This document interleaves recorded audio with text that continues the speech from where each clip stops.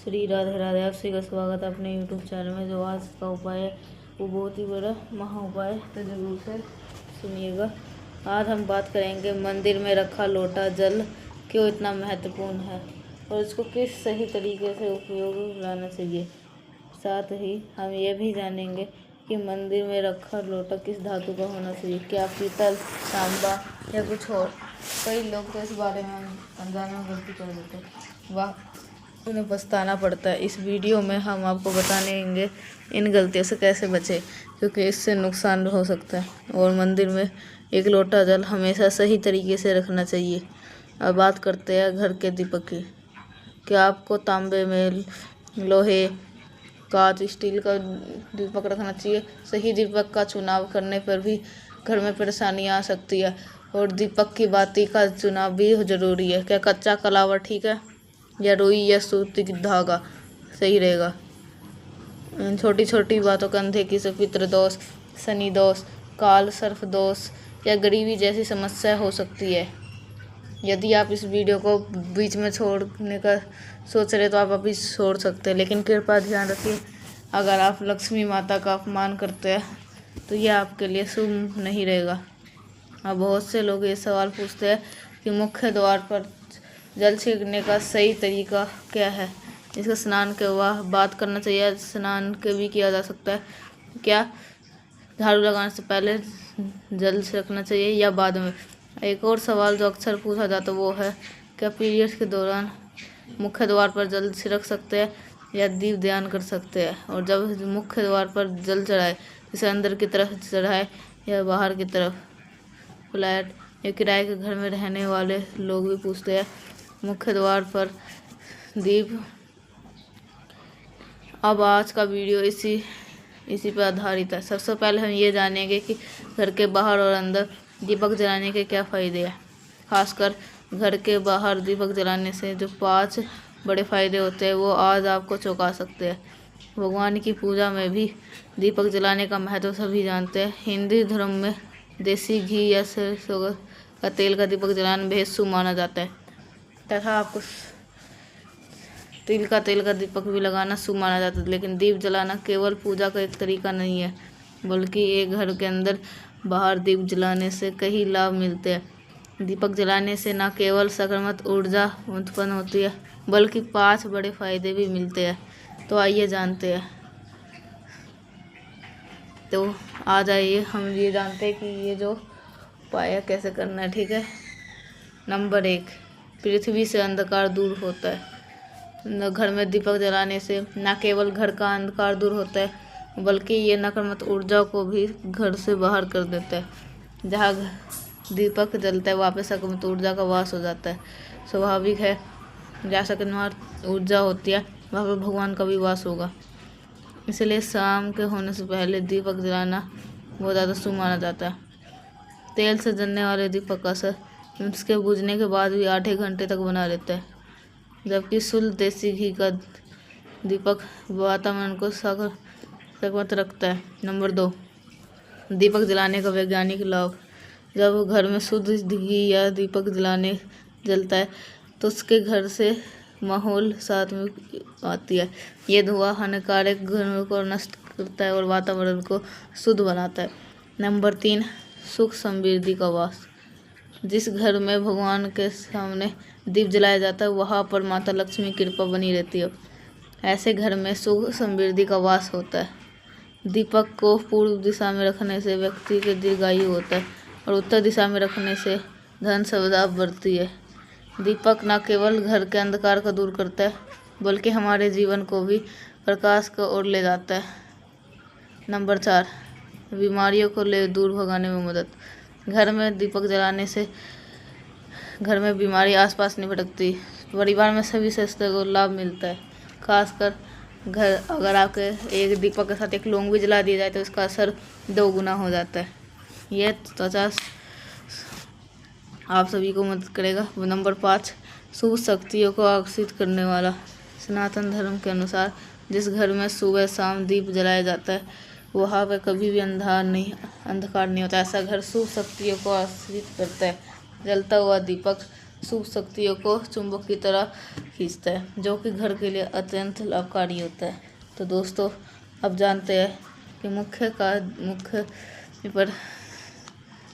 घर पर अगर आप मुख्य घर पर जल छिड़कते हैं तो जल को आपको रात में सोने से पहले एक पात्र में भर के रख लेना चाहिए। आप कोई भी पात्र ले सकते हैं, जैसे तांबे, पीतल, स्टील या चांदी का। यह गंगा जल अगर उपलब्ध हो तो उसे थोड़ी मात्रा में डालो और फिर शुद्ध जल से पात्र भर दें। अगर गंगा जल नहीं है तो केवल शुद्ध जल ही पर्याप्त है।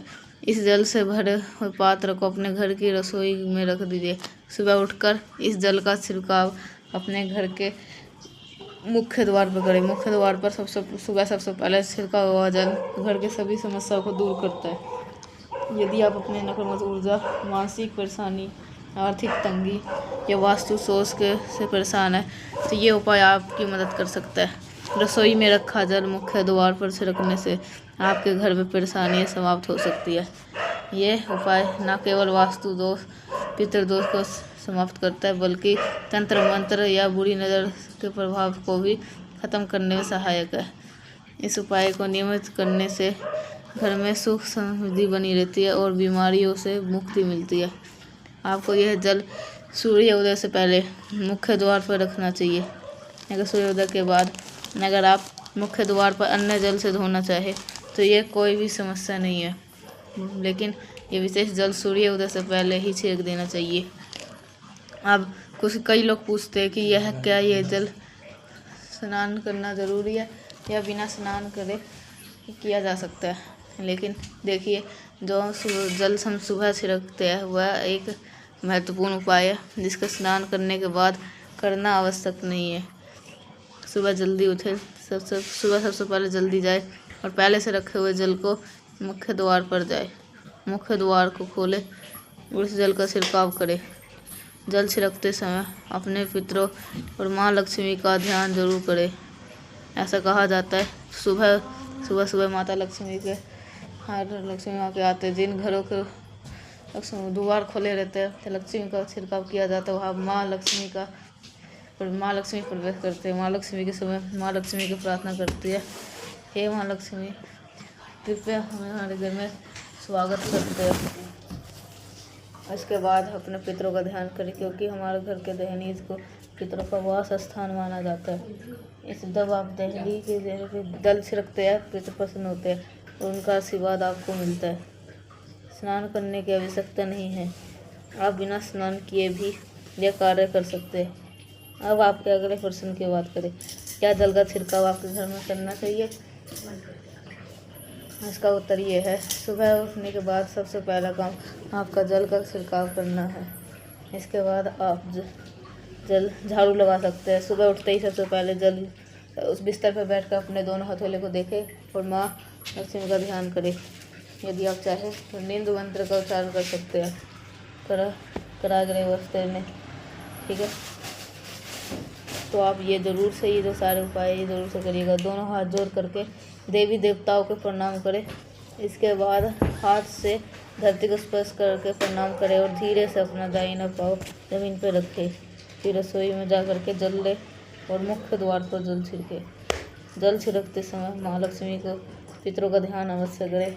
इसके बाद में आप अपने घर के अंदर आकर दिनचर्या अच्छी तरह से झाड़ू लगाना, स्नान करना आदि कर सकते हैं। कुछ लोग का ये सवाल होता है, क्या जल छिड़कने के बाद मुख्य द्वार की सफाई की जा सकती है? तो हाँ, आप ऐसा कर सकते हैं। पहले रसोई में रखा जल मुख्य दरवाजे पर छिड़क दें, फिर इसके बाद अतिरिक्त पानी लेकर के मुख्य द्वार की अच्छी तरह से सफाई झाड़ू पानी से कर सकते हैं। कुछ लोग पूछते हैं कि अगर वह फ्लैट या किराए के कमरे में रहते हैं तो जल का छिड़काव और दीपदान कहाँ करें?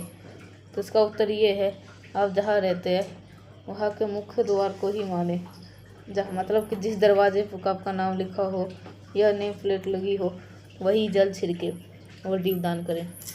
आपके पास में एक ही कमरा है तो कमरे के दरवाजे को मुख्य दरवाजा मान लें और वहीं पर ये उपाय करें। अब अगला सवाल ये है, क्या पीरियड के दौरान मुख्य दरवाजे का दीपक दान करा जा सकता है, जल छिड़का जा सकता है मुख्य द्वार पर? तो पीरियड के समय कोई कोई कुछ नहीं कर सकता, क्योंकि आप जल छिड़क सकते हैं, ठीक है। बिना शुद्ध से दीप जलाना, बिना शुद्ध से आपको प्रिय समाप्त होने के बाद ही दीप दान करें।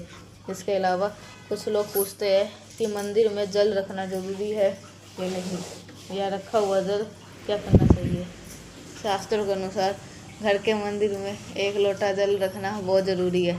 जल ऊर्जा को संचित करता है। जब आप पूजा करते हैं तो मंत्र जपते हैं या भगवान से प्रार्थना करते हैं, तो इन सभी की पूजा उस जल में समावित हो जाती है। यही कारण है कि मंदिर में जल रखना आवश्यक है। सुबह की पूजा के दौरान 1 लोटा जल मंदिर में रखने से एक दीपक जलाए। यज्ञ और संतुलन का प्रतीक है। पूजा के बाद इस जल का उपयोग शुभ कार्यों में करें, जैसे पौधों में डालना या घर में छिड़काव करना। इस सकारात्मक ऊर्जा का बढ़ाता है। सुबह के समय हम मंदिर में जल रखते हैं। अगले सुबह जब हम पूजा करते हैं तो सबसे पहले इस जल का उपयोग करें। आप पूरे घर में जल का छिड़काव कर सकते हैं अपने घर, क्योंकि यह सकारात्मक ऊर्जा से भरा होता है। इससे कई बीमारियां दूर हो जाती है और घर में नकारात्मक ऊर्जा का प्रवेश नहीं होता। अगर आप नियमित रूप से इस जल का छिड़काव करते हैं तो आपके घर की समस्याएं धीरे धीरे करके ख़त्म हो जाती है। कभी लोग ये भी शिकायत करते हैं कि दवाइयाँ असर नहीं करती। ऐसे में अगर आप दवाइयों के साथ साथ रोगी को जल से पानी दिया जाए तो दवाइयाँ जल्दी असर करने लगती है। इसी तरह अगर आप परिवार में कलह और झगड़े रहते हैं तो परिवार के सभी सदस्य इस जल को थोड़ा थोड़ा पी सकते हैं। इससे धीरे धीरे सकारात्मक विचारों का पर्व शुरू होता है और घर में शांति और समन्वय आता है। और अगर आपके घर में व्यापार है तो या दुकान है, इस जल का थोड़ा सा छिड़काव वहाँ पे भी करें।